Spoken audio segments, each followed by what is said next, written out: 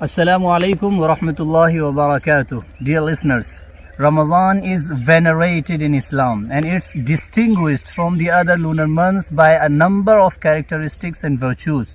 Fasting in this virtuous and holy month of Ramadan is an act of worship which Allah subhanahu wa ta'ala has made compulsory for all the Muslims.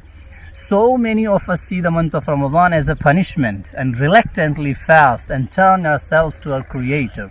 However, the virtues of Ramadan are countless and it's indeed a beautiful time in order to get closeness to Allah subhanahu wa ta'ala and correct ourselves.